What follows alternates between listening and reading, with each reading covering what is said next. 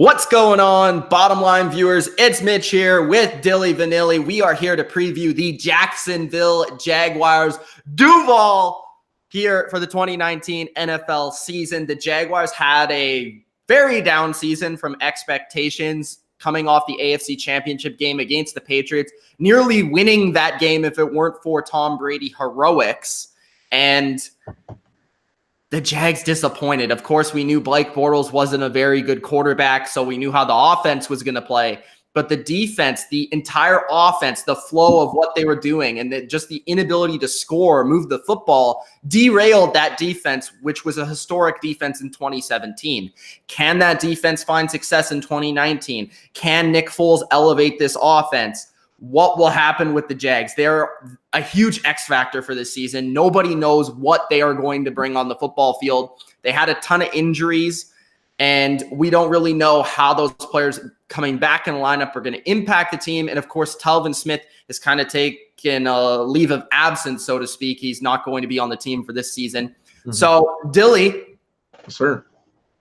What do you think of the Jags, bro? Are you loving the Jags this year, or are you hating on the Jags? This is one of the weirdest teams we're going to talk about here, because on paper, you look at the talent and you're like, there's nothing perfectly wrong with it. And in the same line, you look at their schedule and it's not the hardest in this division, but I've got some huge problems with it. I'm going to talk about them right now. My biggest problem, obviously, is first, Nick Foles. Can I trust him in this new role? Now, Nick Foles is a great guy. He's had his great heroics. He played for the Eagles, won a Super Bowl for them. So in that aspect, I'm not going to hate on him. But as a starting quarterback, when he doesn't have to come in at the end of the season to bail out Carson Wentz and the Eagles, when he has to come in and be a starting quarterback, we've seen many times before where this is an issue, and he just got a big contract for this. So this is who the Jaguars are looking for the next 4 years to be the leader of this unit, and I'm not 100% sold on Nick Foles as this quarterback. We saw it after the 2013 season where he struggled. We saw it earlier last season when he had to fill in for Carson Wentz. Or was it 2 seasons ago? He filled in for those first 2 or 3 games, and he didn't play good. He didn't play good whatsoever. So it was very inconsistent, and it's questionable. It was at the beginning of last year. If you look at the rest of their offense, I'm not 100% sold on this offense either. I think they have decent to good receivers that just have to step up. I think there's like 3 or 4 guys that are really good, but there's not one star there. You know what I mean? You got Keenan Cole, Marquise Lee, D.D. Westbrook, DJ Chark, and Chris Conley. There's 5 guys. And you add Terrell Pryor in there if he can add something. So there's 6 guys, and in terms of depth, that's pretty good, but not one guy that's a firm star like they had Allen Robinson a couple of years ago. If he'd stayed there, I think he would have been a star. But there's no one guy that I'm saying above the rest. Their offensive line, pretty solid enough. I'm not mad about it. Andrew Norwell, great at the left guard position, decent enough there. Their tight end position is non-existent. They have Jeff Swaim as their number 1 tight end. And as a Cowboys fan, he didn't do much. So nothing really there for the tight ends. And Leonard Fournette, a guy that I like, but he's not on the field. He's either injury prone or has been suspended. He's missed a lot of games in these first 2 seasons. Can you rely on that kind of guy? I don't know. Their defense has been very hyped up the last couple seasons. Obviously, it was amazing in 2017 and 2018. I think they kind of just quit after Blake Bortles just was like, I'm not going to give you any effort, so we're not going to give you any effort in return.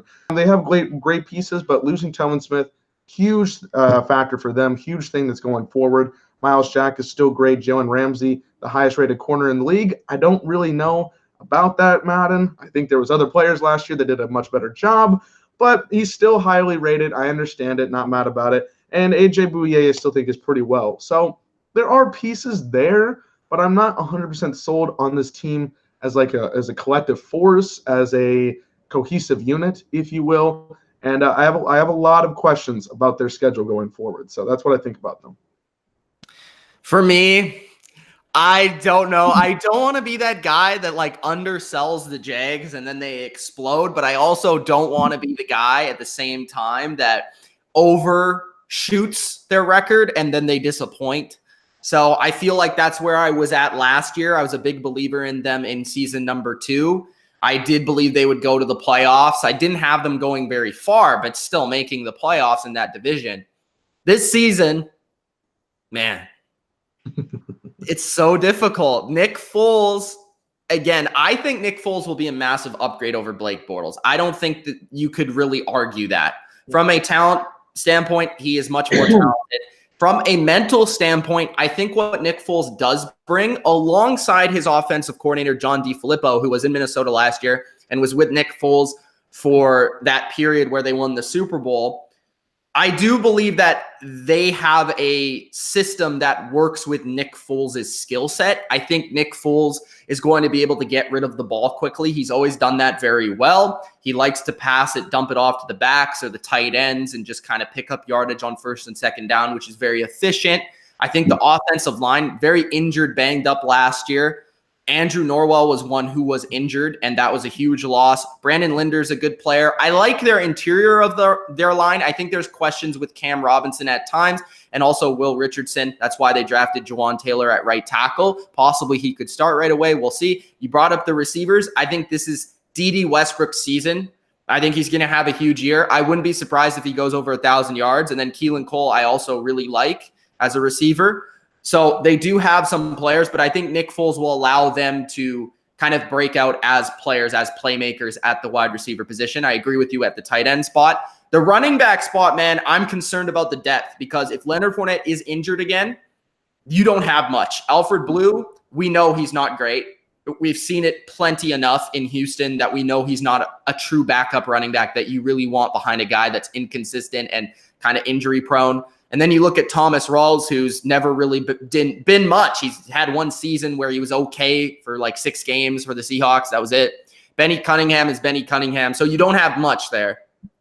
Defensively, I do see a lot of turnover with this unit, kind of more so than I expected. Of course, their whole safety position is revamped. Ronnie Harrison, I think, might be a breakout there. He was a player that I liked coming out of the draft last year out of Alabama. Could have a good season here this year, but he's unproven. Alongside him, Gerard Wilson is the same.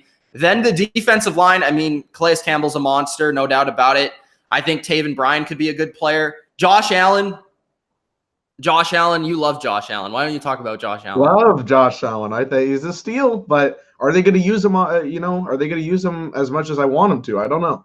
It depends with all that defensive line that they have. I think the player that really needs to have a huge season if this defense wants to succeed the way it did in 2017 is Myles Jack, because you brought up Telvin Smith. He is an awesome player, obviously, and he's always amongst the leading tacklers, really good in coverage, all-around good linebacker. Myles Jack needs to elevate his game this year to kind of make up for that loss. They brought in Jake Ryan from the Packers to bring in some depth, and Josh Allen, of course. Corner-wise, they're solid with Ramsey and Bouye. Those two probably make up the best combination in the league. It's just behind them if DJ Hayden can find consistency as the slot corner. They definitely have talent as a football team, Dilly Vanilli. It's just a matter of putting it together. It's a matter of the coaching. I'm not necessarily a huge believer that they can put it together with Doug Marrone as their coach. I've never been a huge Doug Marrone guy. I feel like he's a little bit too conservative. I feel like he's a little bit too old school. I am intrigued by John DeFilippo and Nick Foles as a combination, but then you take a look at this schedule, and just like the entire division, this schedule is an absolute mess. I mean, you play Kansas City first week. I understand it's at home, so there's a chance you can win that game if your defense just comes out firing, but that's not going to be easy. Then you go to Houston, and then you play Tennessee, which you've traditionally played very bad against the Titans. Then you go to Denver early in the season, which is never easy, even if the Broncos are not a very good team. Then you go to Carolina and play Cam. Then you have the Saints. You have a couple games there. Bengals, Jets, feel like you can pretty much win those. You have the Texans at home. You probably should win that. After the bye week, you go to Indianapolis and to Tennessee. You play the Chargers. You go to Atlanta, and you play the Colts. This is actually, believe it or not, an easier schedule than what the Titans and what the Texans have. Because the Texans and Titans finished better last season, so they have more difficult teams. And just looking at the home and away, they have an easier schedule, the Jags do. I'm going 7-9 for my record prediction. Okay. I do think they are a better team this year just because they have Nick Foles. But due to this division being so difficult, due to the schedule being so difficult, I feel like it's going to take like one more season for them building this roster for them to get back to the playoffs, in my personal opinion, just because there's going to be those bumps in the road. And I can't trust Leonard Fournette to be consistent and to be healthy. I can't trust really this offensive line, especially at the tackle position, to provide consistent protection for Nick Foles, a quarterback who is behind one of, if not the best offensive line in Philadelphia. So I'm going 7-9 for the Jags. Kind of disappointed that I'm not higher on this team, honestly. Well, you're not the only one, because I actually have them at 7-9 as my record as well. I'm just not sold at this team chemistry level. And I know people are going to be like, how can you say that? There's great players on this team. It's not about one or two players. It's a full 22-man roster. Well, not roster, but 22 starting people with a 53-man roster. And you look at their schedule, like Mitch brought up, it's not easy. Like, that first 6-game stretch is rough. Playing Kansas City, the Texans, the Titans, you're playing in Denver, at Carolina, and against the Saints. Like, how many realistic wins do you guys think they're going to get out of that based on this team? I don't really know. Like 2-4, something like that. This is the thing about the Jaguars. They went 2-6 in close games last year, which is a measure of 8 points or less. So that if they can improve that record closer to the mean of like 4-4, they could be like an 8-8, 9-17. That's just talking about now. If they could elevate even past that and have a really good season in that area, maybe Nick Foles' improvement over Bortles, maybe the defense, maybe just their health in general improves that category. Because usually teams that do very poorly in the close game department, when they play that many close games, which is partly due to their defense last season, kept them in the game, they usually improve that area or at least get closer to the mean. So they should have just improved in that area regardless. Yeah. Now, I think a lot of it is health. I think a lot of it is the division matchups, how well they do within the division kind of will decide their fate. Because even in 2017, this was a 10-6 team in the regular season. They played a lot of close games. They like to run the ball. They like to play defense. That's kind of the style that they play at. Maybe John DeFilippo will change that, maybe a little bit more passing, because in Minnesota, he was kind of high-octane passer, and it obviously changed when Minnesota fired him and they went more to a rushing attack. So we'll see what happens. I think a lot of it's on the coaching. A lot of it, like you said, is chemistry with this team. And it's just a very big question mark, the Jaguars, because we don't know about the new quarterback. We don't know about a lot of these players. So it's going to be very, very intriguing. They're at least one of the most intriguing teams in football. Oh, absolutely. I mean, you're looking at a team that many people are like, okay, well, are they a playoff team? Are they out of this, or are they not going to have this chemistry? Nobody really knows where to pinpoint them. So I feel like it's going to be sporadic wherever you see them at. All right, guys. Hope you enjoyed the Jacksonville Jaguars preview for the 2019 NFL season. If you did, Gronk spike the like button. Subscribe to the Bottom Line View if you haven't already. And comment below your opinion. Do you see the Jags getting back to the playoffs? Do you see the Jags taking a slight step forward, but maybe not quite the playoffs? Or do you see them being about the same team they were last season? Comment below. We love to hear from you guys. It's Mitch and Dilly Vanilli. Peace out. Peace.